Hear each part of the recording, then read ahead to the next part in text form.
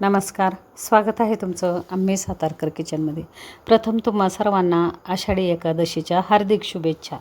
आषाढी एकादशीसाठी छान आपण इथं फराळाचं ताट केलेलं आहे आणि फराळाच्या या ताटामध्ये संपूर्ण सगळे पदार्थ पोटभरीचे आपण घेतलेले आहेत। एकदा तुम्ही हा फराळ केलात की नक्कीच दिवसभर तुम्हाला काही खावंसं वाटणार नाही असा हा पोटभरीचा उपवासाची शेंगदाण्याची आमटी आणि मऊ मोकळा सुटसुटीत वरईचा भात। इथं पहा, छान असं हे आपलं फराळाचं ताट तयार आहे। आषाढी एकादशीला नक्कीच या फराळाचा तुम्ही स्वाद घेऊन पहा। अगदी अप्रतिम चवीची ही थाळी होते आणि माझ्या आईची रेसिपी आहे आणि आईची रेसिपी आज मी आईची आठवण म्हणून तुम्हाला शेअर केली आहे। सुंदर चवीची माझी आई शेंगदाण्याची आमटी आणि उपवासाचा भात करायची आणि अगदी तिच्याच सारखा मी इथं तुम्हाला करून दाखवलेला आहे जसा ती बनवायची। 200 ग्रॅम वरईचा तांदूळ मी इथं घेतलेला आहे। तांदूळ स्वच्छ साफ केला आणि आपल्याला हा तांदूळ 2 ते 3 मिनिटासाठी हलकासा शेकवून घ्यायचा आहे।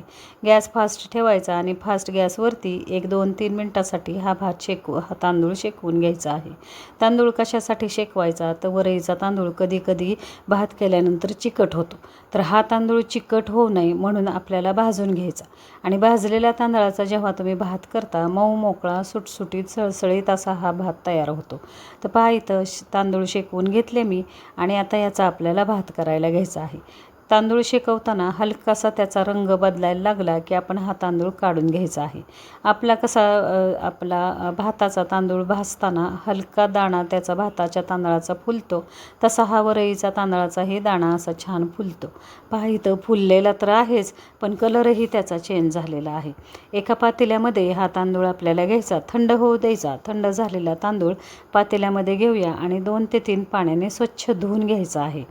पहा, आणि पातेल्यामध्ये हा तांदूळ शिजवा, कारण आपण जो तांदूळ भाजून घेतो त्याच्यामुळे हा पटकन शिजला जातो। कुकरला न घालता पातेल्यामध्ये 5 ते 6 मिनिटात हा तांदूळ शिजतो।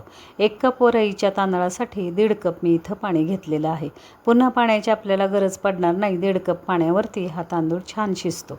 चवीनुसार मीठ घेतलेलं आहे मी आणि पूर्णपणे मीठ व्यवस्थित असं या तांदळामध्ये मिक्स करूया आणि आता गॅसवरती हा तांदूळ ठेवूया।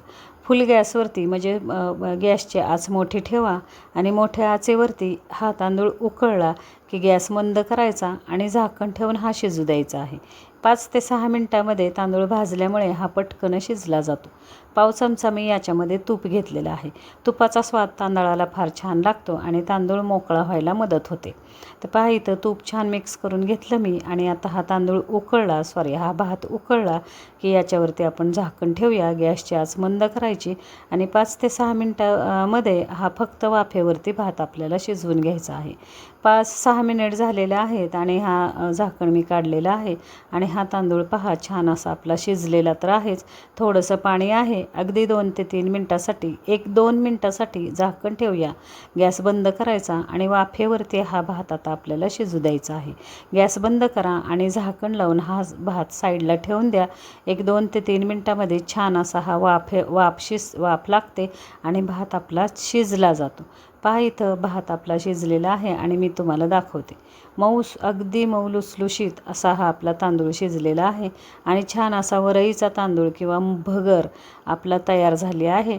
आता झाकून साईडला ठेवूया आणि आमटीची तयारी करूया। ही जी आमटी मी आज तुम्हाला बनवून दाखवत आहे पूर्णपणे वेगळ्या पद्धतीची आमटी आहे। ही शेंगदाण्याची आमटी खास उपवासासाठी बनवली जाते आणि सुंदर चवीची, पूर्णपणे वेगळ्या चवीची ही आमटी होते। 1 वाटी शेंगदाणे, म्हणजे जवळजवळ 150 ग्राम शेंगदाणे मी इथं घेतलेले आहेत आणि हे 150 ग्राम शेंगदाणे खमंग खरपूस आपल्याला भाजून घ्यायचे आहेत। शेंगदाणे भाजून झाले की थंड करण्यासाठी साईडला ठेवूया। शेंगदाणे थंड झाल्यानंतरच आपल्याला मिक्सरला लावून घ्यायचे आहेत। इथं मी शेंगदाण्याची साल न काढता तसेच शेंगदाणे वाटण्यासाठी घेणार आहे। तुम्हाला जर साल नको असेल तर साल काढून घ्या। आमटीसाठी लागणारं साहित्य पहा, 2 मिडियम साईजचे बटाटे साल काढून घ्यायचे, छान उकडून घ्यायचे आहेत। लिंबाच्या आकाराचा गूळ घ्यायचा आहे आणि लिंबाच्याच आकाराची चिंच घ्यायची आहे आणि 3 ते 4 हिरव्या मिरच्या आपल्याला इथं घ्यायच्या आहेत। मिरचीचं प्रमाण तुमच्या अंदाजानुसार ठेवा आणि वाटीभर आपण भाजलेले शेंगदाणे, वजनी प्रमाणात म्हणाल तर हे 125 ते 150 ग्राम शेंगदाणे आहेत। आता आपण आमटीची तयारी करूया। पूर्णपणे मी सांगितल्याप्रमाणे अगदी वेगळी पद्धत आमटीची आहे. तुमच्याकडे तुम्ही शेंगदाण्याची आमटी उपवासाची कशी करता ते मला नक्की कमेंटमध्ये सांगा. शेंगदाणे मी इथं घेतलेले आहेत, साल न काढता घेतले. 4 हिरव्या मिरच्या बारीक अशा कट करून घेतल्या. लिंबा एवढी चिंच आणि लिंबा एवढाच गूळ घेतलेला आहे. आणि एवढं घेऊन आपल्याला याच्यामध्ये आता पाणी घ्यायचं आहे. एक अर्धी वाटी पाणी मी या वाटणामध्ये घेतलेलं आहे आणि पातळ सरसरीत असं हे वाटण आपल्याला तयार करून घ्यायचं आहे. पहा इथं पाणी घ्या, भरपूर पाणी घ्या. भरपूर म्हणजे तुमच्या वाटणाला जेवढं लागेल तेवढं भरपूर घेतलं तर फारच पातळ वाटण होईल. त्याच्यामुळे अगदी अर्धी वाटी पाणी मी घेतलेलं आहे आणि हे वाटण तयार करून घेतलं आहे. तुम्हाला जर पाण्याचं प्रमाण कमी वाटलं तर वाटण करताना थोडंसं पाणी घेऊन अशा पद्धतीने हे वाटण तयार व्हायला पाहिजे. पहा इथं जास्ती घट्ट नाही आणि जास्ती पातळ नाही, असं मीडियम कन्सिस्टन्सीमध्ये हे वाटण करून घ्यायचं आहे. आणि एकदम मऊ, एकदम सॉफ्ट जेवढं होईल तेवढं वाटण करून घ्या. 2 चमचे कढईमध्ये आपण तूप घ्यायचं आहे आणि तुपावरती ही आमटी आता फोडणीला टाकूया. छान चवीची ही आमटी होते. तुम्ही नक्की करून पहा आणि मला कमेंटमध्ये सांगा की तुमचा हा उपवासाचा फराळाचा बेत कसा झाला. जे बटाटे मी घेतले होते ते तुपावरती हे बटाटे आपण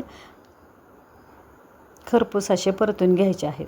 हाताच्या साह्याने मी मॅश केले आहेत आणि मॅश केलेले बटाटे आमटीमध्ये फार छान लागतात. ह्या बटाट्याची चवही आपल्या आमटीमध्ये उतरते आणि आमटी चवीला अप्रतिम होते.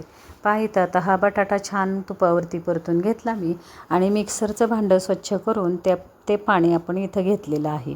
आता पाणी एक ते 1.5 ग्लास पाणी मी याच्यामध्ये घेतलं. या पाण्याला उकळी आली की मग आपण हे जे वाटण केलेलं आहे शेंगदाण्याचं ते घेऊया.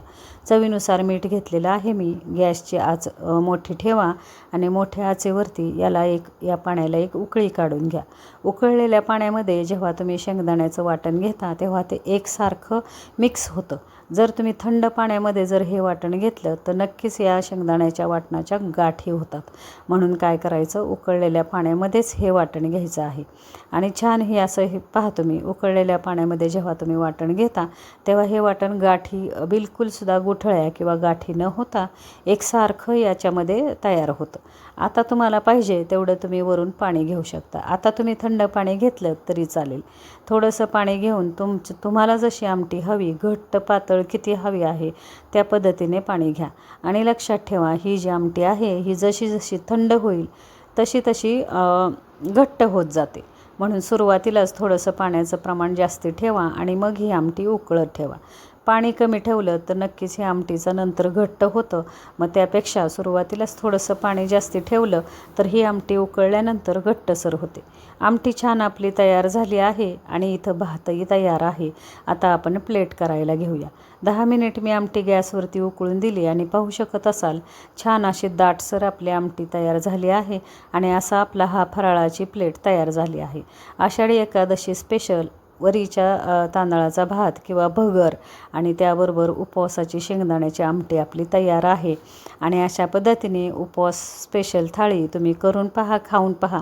रेसिपी जर तुम्हाला आवडली असेल तर चॅनल लाईक, शेअर, सबस्क्राईब करा. शेंगदाण्याची आमटी तुमची कशी झाली, रेसिपी कशी झाली, तुम्ही ती खाल्लीत का मला कमेंटमध्ये सांगा. आणि अशा छान छान रेसिपी पाहण्यासाठी आम्ही सातारकर चॅनलला भेट देत राहा. मित्रमैत्रिणींना ही रेसिपी शेअर करा आणि स्वस्थ रहा, मस्त खा. धन्यवाद मंडळी.